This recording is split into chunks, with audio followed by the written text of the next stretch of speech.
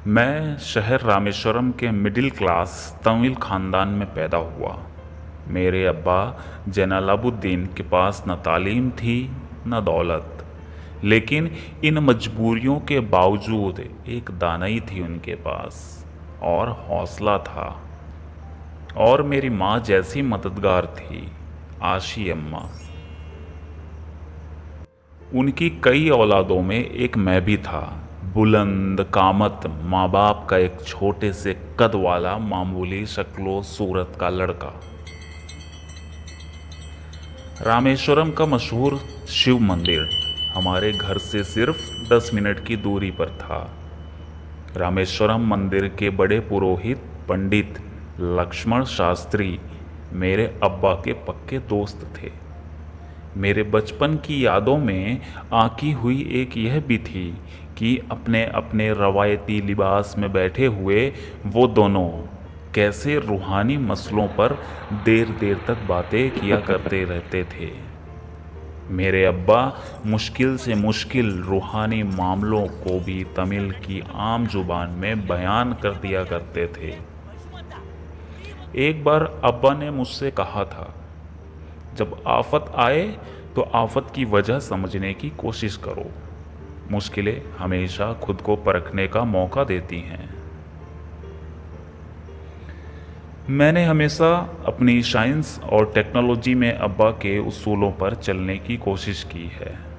मैं इस बात पर यकीन रखता हूँ कि हमसे ऊपर भी एक आला ताकत होती है, एक महान शक्ति जो हमें मुसीबत, मायूसी और नाकामियों से निकालकर सच्चाई के मुकाम तक पहुंचाती है। मेरा मानना है कि हर बच्चा जो पैदा होता है वो कुछ सामाजिक और आर्थिक हालात से ज़रूर असर अंदाज होता है और कुछ अपने जज्बाती माहौल से भी। उसी तरह उसकी तरबियत होती है। मुझे दयानतदारी और सेल्फ डिसिप्लिन अपने अब्बा से विरासत में मिला था और माँ से अच्छाई पर यकीन करना और रहम दिली।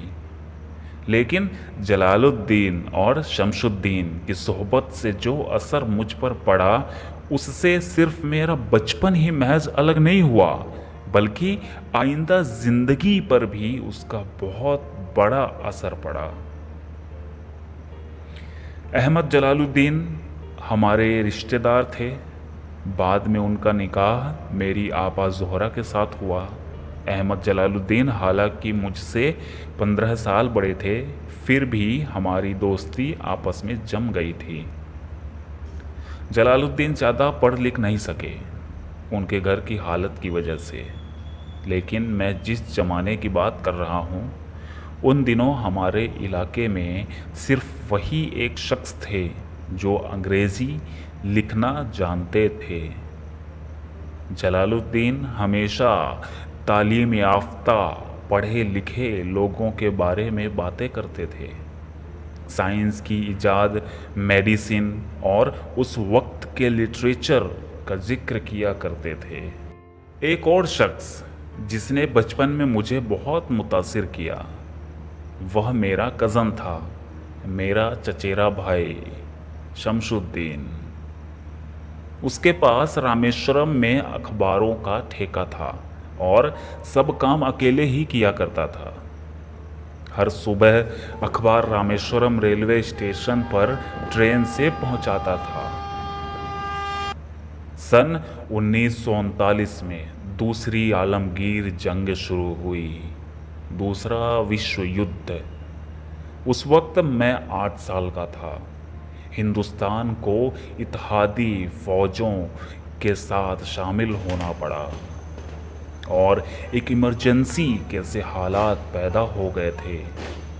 सबसे पहली दुर्घटना ये हुई कि रामेश्वरम रेलवे स्टेशन पर आने वाली ट्रेन का रुकना कैंसिल कर दिया गया था और अखबारों का गट्ठा अब रामेश्वरम और धनुषकोडी के बीच से गुजरने वाली सड़क पर चलती ट्रेन से फेंक दिया जाता था। शमशुद्दीन को मजबूरन एक मददगार रखना पड़ा जो अखबारों के गट्ठे सड़क से जमा कर सके। वो मौका मुझे मिला और शमसुद्दीन मेरी पहली आमदनी की वजह बना।